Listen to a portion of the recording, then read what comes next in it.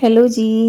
ये एकादशी का ही second part है, क्योंकि वो मैंने मोटा मोटा आपको बताया था जो मैं व्लॉगिंग करती हूँ। ये मैंने डिटेल में आपको बताया है कि मैंने क्या बनाया था और कैसे बनाया था। मैंने फर्स्ट पूरी उम्र में मैंने ये कभी ट्राई नहीं किया। तो यहाँ पर 1 कटोरी मेजरमेंट से मैंने साबूदाना लिया, उसको मैंने अच्छे से गरम कर लिया। मतलब गरम करना है इसको, पिंक पिंक जैसे हो जाता है ना, रोस्ट हो जाता है, वो नहीं करना। आपने इसको सिर्फ गरम करना है, अंदर तक गरम हो जाए उतना गरम करना है।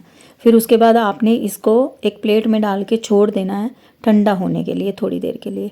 और एक जिस कटोरी का आपने मेजरमेंट लिया है साबूदाने का, उसी कटोरी का आलू को, उसको हाथों से मैश नहीं करना, इसको कद्दूकस करना है। बिल्कुल बारीक कद्दूकस हो जाना चाहिए, तो आपका आटा अच्छा पिसेगा। यहाँ 10 मिनट मैंने उसको ठंडा कर लिया, अच्छे से बिल्कुल ठंडा। उसके बाद मैंने इसको पीस के पूरा अच्छे से छान लिया। छान के वो आटा आटा सा निकल आया। मेरा आटा फिर भी थोड़ा मोटा था, तो आप ट्राई कीजिएगा उसको दूसरी छाननी में छानने का। ये छाननी थोड़ी मोटी थी और मेरा मोटा आटा रह गया, तो इससे थोड़ा सा फ़र्क पड़ा था। वैसे फ़र्क कुछ ज़्यादा नहीं पड़ा, पर आप फिर भी ट्राई कीजिएगा कि आप इसको बिल्कुल महीन कर लें। तो इसमें मैंने डाला ज़ीरा और धनिया पाउडर, नमक और लाल मिर्ची डाली थोड़ी सी। और 1 कटोरी आटा था, मतलब साबूदाना था, उसको पीसा। 1 कटोरी आलू थे और 1 कटोरी ही मैंने पानी लिया। उससे मैं इसको भूनती गई। मैंने अपने हिसाब से, क्योंकि मुझे पता था ये पूरा पानी उसके अंदर लग गया मेरा, एक पूरा कटोरी। उसके बाद क्या हुआ कि इसको जब गूंद के हमने रख दिया ना, तो इसने और, क्योंकि वो फूलेगा साबूदाना, ये उसका तो काम है फूलना, तो वो फूला तो आटा एकदम और टाइट हो गया। तो मैंने अपनी तरफ से जहाँ से देखा था वहाँ उन्होंने ये एक्सपीरियंस शेयर किया था कि आप पहले से ही उसको ढीला गूंदेंगे तो आपको और ज़्यादा मेहनत नहीं करनी पड़ेगी। तो मैंने इसको ढीला गूंदा, पूरा 1 कटोरी पानी डाल दिया अच्छे से और बहुत ढीला गूंदा। फिर भी जब 1 घंटे बाद मैंने पूड़ी बनाई, तो वहाँ पर ऐसा था कि वो फिर भी टाइट हो गया था। फिर भी मैंने उसको मैश कर करके और पानी डाला उसके अंदर। तो यहाँ पर हस्बैंड धनिया काट काट के दे रहे हैं, बीच में उनका हाथ आ रहा है, तो मैं उनको कह रही हूँ कि आप साइड पे रखो, बीच में हाथ मत डालो। तो बस यही थोड़ा साफ़ सफाई का ध्यान रखना पड़ता है। वैसे वो हाथ धो के अच्छे से काम कर रहे थे। तो यहाँ पर मैंने सोचा कि चलो इसके साथ ग्रेवी वाले आलू बना देती हूँ, रोटी खाएंगी किसके साथ। तो मुझे ऐसा फ़ील हुआ कि चटनी बना लेती हूँ। तो मैंने थोड़ा धनिया और 2 हरी मिर्ची, भुना हुआ जीरा, काला नमक और थोड़ी सी स्लाइटली सी चीनी और थोड़ा सा 2 से 3-4 ड्रॉप्स मैंने नींबू की डाली थी। और उसकी मैंने चटनी बना ली हरी वाली। और यहाँ पर मैंने जीरा और टमाटर और हरी मिर्ची डाल के बस ग्रेवी वाले थोड़े से आलू बनाए, क्योंकि ना उनको जमता नहीं है बिना सब्जी के, मेरे हस्बैंड को।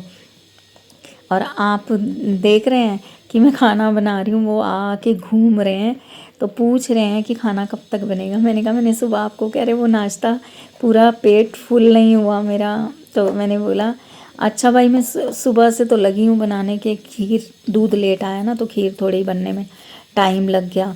तो मेरे को ये था कि वो पूछ रहे थे आके कि कब तक बनेगा। मैंने बोला 1 बजे तक मिल जाएगा। तो कहते हैं अरे ठीक है, नहीं तो मैंने सोचा था 11-12 बजे खा लेता। तो मैंने बोला बस यही काम है। तो वो हंसने लग गए, कहते क्या करूँ, भूख लगती है। तो मैंने बोला आप केला खा लो। तो उन्होंने फिर केला खा लिया और फिर उसके बाद चाय वाय पी। वो तो चाय पीते हैं, मैं चाय नहीं पीती हूँ। तो मैंने ये बनाया, फिर उसके बाद तब तक दूध वाला आ गया, तो मैंने कहा चलो खीर बना लेते हैं। ये ऐसा है कि एकादशी का जो व्रत है, ये वाला तो बहुत इम्पॉर्टेंट है। वैसे भी बोलते हैं कि आप कोई व्रत ना करो तो आप एकादशी करो, आपको एकादशी ज़रूर करनी चाहिए। तो मैं पहले थोड़ा सा डरती थी, एकादशी का उद्यापन करना पड़ता है।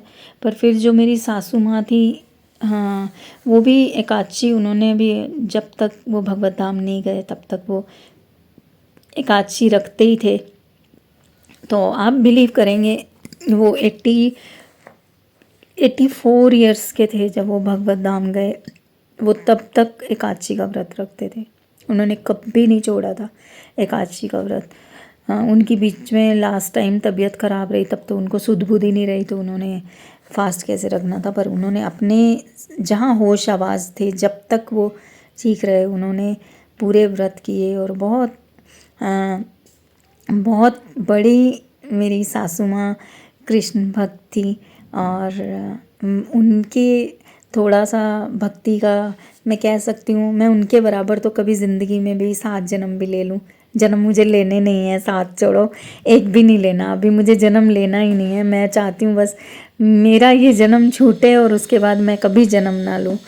तो बस मैं मुँह से कभी निकालूंगी नहीं जन्म मिले, कोई जन्म ना मिले। पर मैं कह रही हूँ मैं उनके पैरों की धूल भी नहीं बन सकती।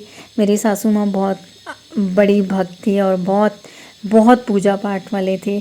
और जो भी मैं थोड़ा बहुत सीखी हूँ मेरी मदर और मैं उनसे सीखी हूँ, क्योंकि मदर बचपन से मेरे घर का माहौल थोड़ा ऐसा था, नवरात्रे रखना और पूजा पाठ वाला, और वहाँ से थोड़ा बहुत सीखा हुआ। फिर आगे मेरे घर में माता को ज़्यादा पूजा जाता था।